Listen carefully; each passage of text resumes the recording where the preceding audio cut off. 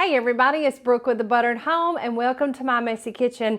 Today we have a freezer favorite for you, our mushroom Swiss chicken casserole. This ain't your mama's chicken casserole. It's got a little twist and it's also a great freezer meal. We're going to talk a little bit how to prep and do that as well. So stay with us.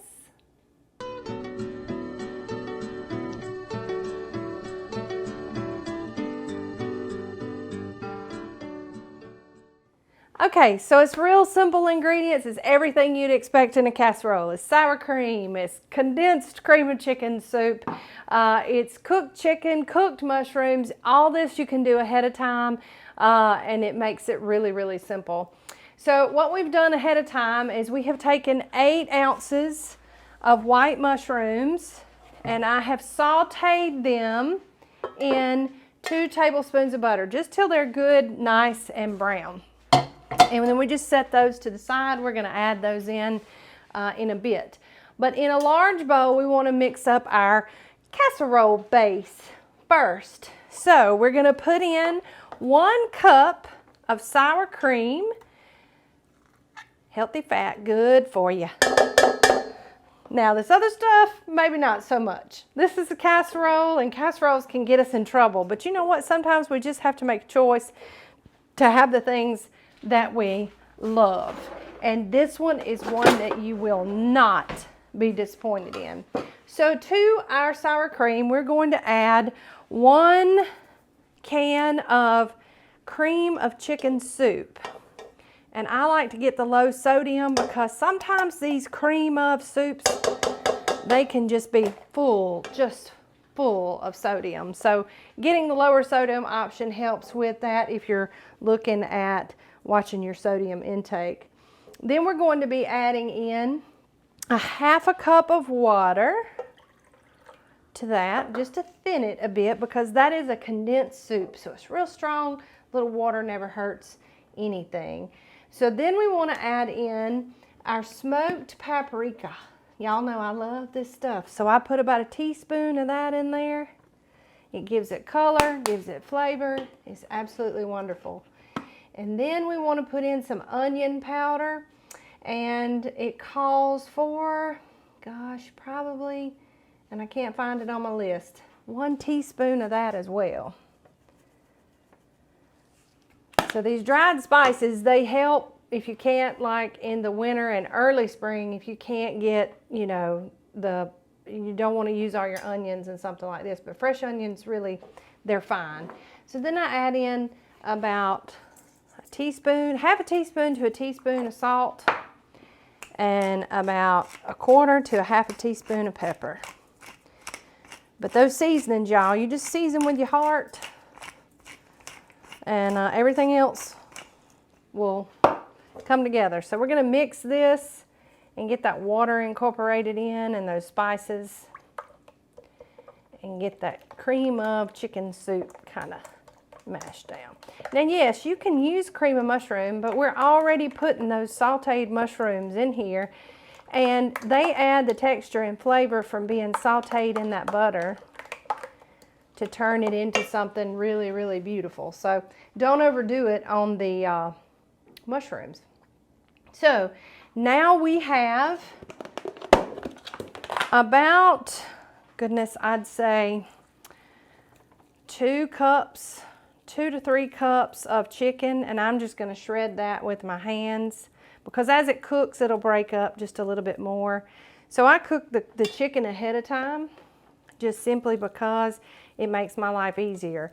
I can put about 4 to 6 breasts in my Instant Pot, and I can make up a bunch of these casseroles like this to have for the week or to give as food gifts for people who are sick or just had a baby, things like that.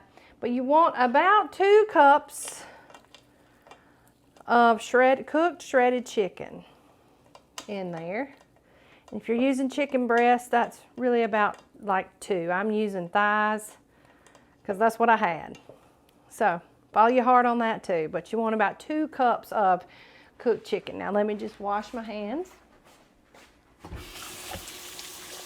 And you want to shred that up in there with your other flavor components. And then I like to just give that a little mix, just a little toss.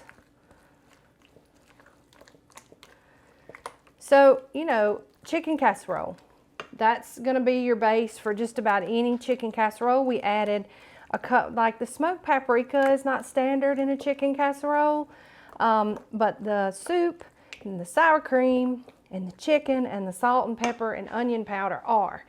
So the other things that we add in here, this is a really good base to get you started on any flavor of chicken casserole that you find you might want to do. So now we're going to add in our sauteed mushrooms, butter and all.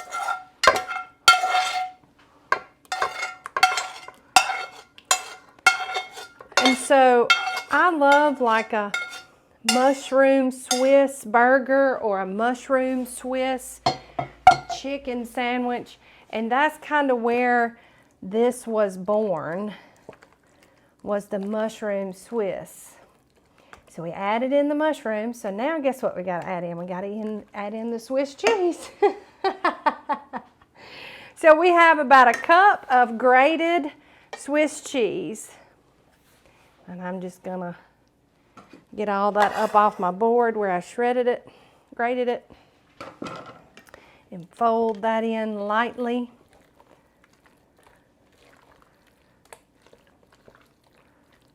And you can reserve a bit if you want for the top, but it all cooks up nice and pretty, just like this. Okay, so now I have an aluminum pan, and it's an 8.5 by 11. I get these at Costco, so they come in a big pack. But it's deep. It's like 2 inches deep. So we just spray that lightly, and then we put our mushroom Swiss chicken casserole in there. Make sure you get all that goodie out of the bottom. And you know, like when you shred that chicken, if you do it like I did by hand, right over the bowl, as you mix and you mix in the cheese and the mushrooms and things like that, that's going to shred that chicken a little further. That's why, one of the reasons why I like to do it with my hands. Also, because you have a difference in texture as well. And that makes for a more interesting casserole. I mean, I don't really want to bite into a chicken casserole that has all really finely shredded chicken.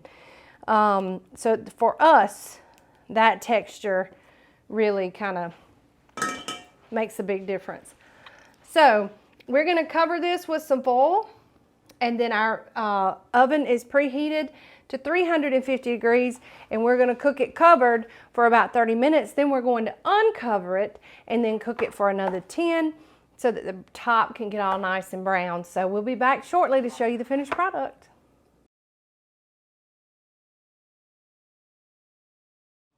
Okay, everybody, we are back. So we finished our 30-minute cook time covered. Then whenever my timer went off, I carefully took it out, carefully took the foil off, and then put it back in the oven for 10 minutes uncovered, just so it could get nice and browned on the top and around the edges, and it is beautiful. And you can see flecks of the mushrooms, and I've already got a serving out here to taste to let it cool because it's still very, very hot. But that chicken mixed up beautifully in it, and let's have a bite. Let's try to get a little bit of chicken and a little bit of mushroom, a little bit of all of it in there. So, and it's still hot. Hold on. It's wonderful. It's all that you would expect in chicken casserole. That wonderful comfort hug of the sour cream and the cream of chicken soup and the chicken itself. But it's just a little bit different. That Swiss cheese adds a little zip and something different to it. And those buttery sauteed mushrooms really, really, really complement that Swiss cheese. And the smoked paprika gives it a nice warmth that you wouldn't otherwise have. So this is just one way to think about making chicken casserole and making it your own. You can change up the cheese, you can change up the seasonings, things like that.